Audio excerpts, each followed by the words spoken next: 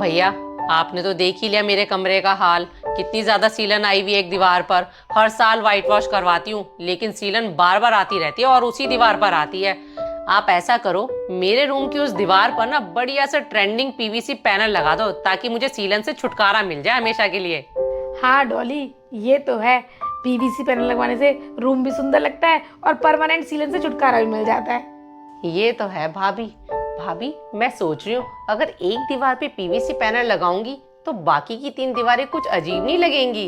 भैया, आप ऐसा करो, मेरे रूम की चारों दीवार पर पीवीसी पैनलिंग कर दो। अब खर्चा कर रही हूँ तो खुल के ही करूँ ना, और रूम की लुक भी चेंज हो जाएगी मेरे। मैडम, आप चिंता मत करो, मैं आपके रूम में ना लेटेस्ट पीवीसी पैनल लगाऊंगा। ऐसा करता हूँ, मैं दुकान पे जाके सैंपल ले आता हूँ। ठीक है भैया, और हाँ, डिजाइन एकदम लेटेस्ट लेके आना। मैडम, आप चिंता मत करो, आपका काम 1 नंबर का होगा। ठीक है भैया।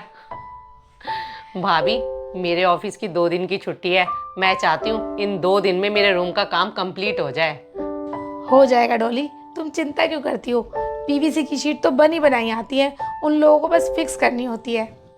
डॉली, तुम्हें तो अच्छे से पता है मेरे रूम की एक दीवार पे सीलन आई हुई है। तुम्हारे रूम का काम हो तो रहा है, तो लगे हाथों मेरे रूम में भी लगवा दो पीवीसी शीट। भाभी, मैं कौन होती हूँ आपके रूम में काम करवाने वाली? और आपको तो पता ही है, ये पीवीसी पैनल का काम बहुत ज़्यादा कॉस्टली होता है। और आपको एक बात बता दूँ, ये काम मैं अपनी सैलरी से करवा रही हूँ। राजीव इसमें मुझे 1 रुपये नहीं दे रहे हैं। अच्छा डॉली, तुम तो जॉब करती हो तो ये सारा खर्चा उठा लोगी ना। तो मैं जॉब करती हूँ और डुग्गू के पापा की भी पिछले महीने नई जॉब लगी है। मैं उनसे भी पैसे नहीं मांग सकती। तुम्हारा काम हो तो रहा है, मेरा भी करवा दो, नहीं तो रह जाएगा।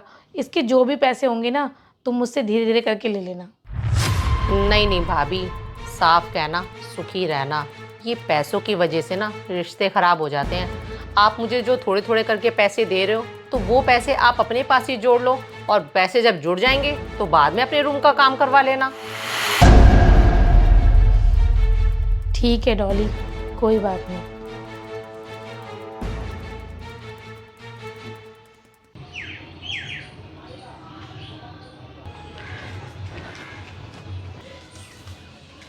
आ गए राजीव?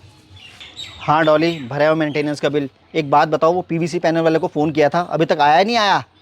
हाँ, आया था अभी, बस सैंपल लेने के लिए गया है। सैंपल ले आएगा तो सेलेक्ट कर लेंगे। और आपको पता है, जैसे ही वो गया ना, तो भाभी मुझे कहने लगी कि मेरे रूम में भी एक दीवार पर सीलन आई हुई है, तो लगे हाथ मेरे रूम का भी काम करवा दो। ये कोई बात है? हम अपने रूम में इतना खर्चा करवा रहे हैं, हम भाभी के रूम का खर्चा क्यों करें? और पता है क्या कहने लगी बाद में? फिर मैंने बोला, भाभी ये सारा खर्चा मैं अपनी सैलरी से कर रही हूँ, राजीव से मैं 1 रुपये नहीं ले रही हूँ। तो कहती है, मैं ना तुम्हें धीरे धीरे करके पैसे देती रहूँगी। मैंने तो कह दिया, भाभी साहब कहना सदा सुखी रहना, पैसों से रिश्ते खराब होते हैं, तो अपने पैसे जोड़कर खुद ही बाद में अपने रूम का काम करवा लेना। डॉली, आपने भाभी को ऐसे क्यों बोला? अब जब हमारे रूम में काम हो रहा था, भाभी की तो एक ही दीवार थी, उस पर सीलन आई, उस पर काम करवा देते तो हमें क्या फ़र्क पड़ता। और वैसे भी डॉली, हम एक ही घर में तो रह रहे हैं। एक घर में रहते का मतलब ये नहीं है कि मैं अपनी सैलरी इन लोगों पर लुटाऊं। मैं अपने लिए और आपके लिए कमाती हूँ, इन लोगों के लिए नहीं कमाती हूँ।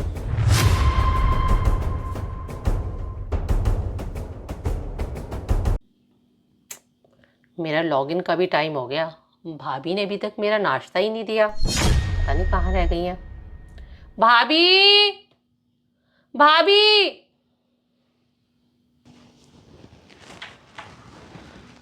हाँ डॉली, बोलो क्या हुआ? होना क्या है भाभी? आपको पता है मेरे लॉगिन का टाइम हो गया है, मुझे नाश्ता नहीं दोगे क्या? और ये आपको क्या हुआ है?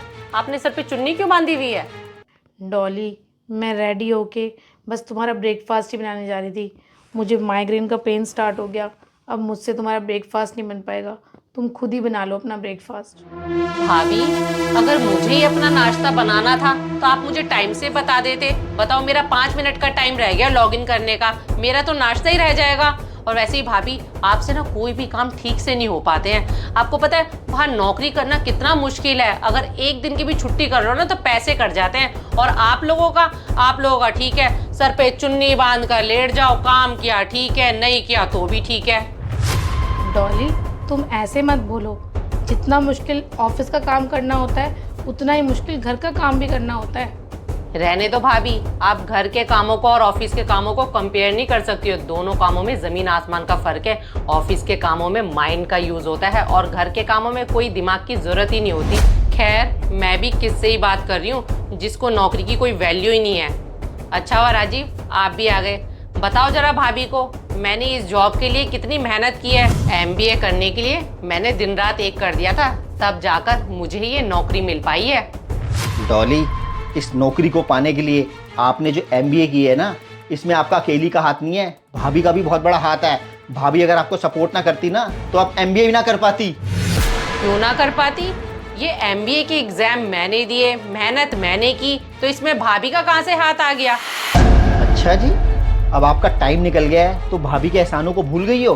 पहले तो भाभी को रो रो के हाथ जोड़ जोड़ के कहती थी, भाभी बस 1-2 साल के लिए घर के सारे कामों को संभाल लो, बस मेरी MBA कंप्लीट होने दो, एक बार मेरी जॉब लगने दो, मैं आपका एहसान बिल्कुल नहीं भूलूंगी। और आज आप भाभी के एहसानों को ही भूल गई हो। डॉली, वैसे इसमें आपकी भी कोई गलती नहीं है, टाइम ही ऐसा आ गया है, लोग अपना मतलब निकल जाने के बाद दूसरों के एहसानों को भूल जाते हैं। भाभी, वैसे आपने सच में बहुत बड़ी गलती की डॉली को सपोर्ट करके। राजीव भैया, आप ऐसे मत बोलो। मैंने डॉली को सपोर्ट करके इस पे कोई एहसान नहीं किया। मैंने डॉली को कभी भी अपनी देवरानी नहीं समझा, हमेशा अपनी छोटी बहन समझा। आज अगर मेरी छोटी बहन इच्छा करे कि मुझे MBA करनी है या कोई पढ़ाई करनी है तो मैं उसे भी तो सपोर्ट करूंगी, तो डॉली को क्यों नहीं करूंगी? भाभी, आपको एक बात बोलूं, सपोर्ट उन्हें किया जाता है जो दूसरों का एहसान मानते हैं। डॉली ने आज तक आपका एहसान नहीं माना है, हमेशा आपको हर बात में नीचा दिखाने की कोशिश की है। क्यों डॉली, मैं सही कह रहा हूँ ना? हाँ राजीव, आप बिल्कुल ठीक कह रहे हो। मुझे भाभी के किए हुए एहसानों को कभी नहीं भूलना चाहिए। अगर भाभी मुझे सपोर्ट ना करती तो ना मैं कभी MBA कर पाती और ना MBA करके मुझे इतनी अच्छी जॉब मिल पाती। भाभी, मुझे इस जॉब का घमंड हो गया था जो कि मुझे नहीं होना चाहिए था। हो सके तो मुझे माफ़ कर देना।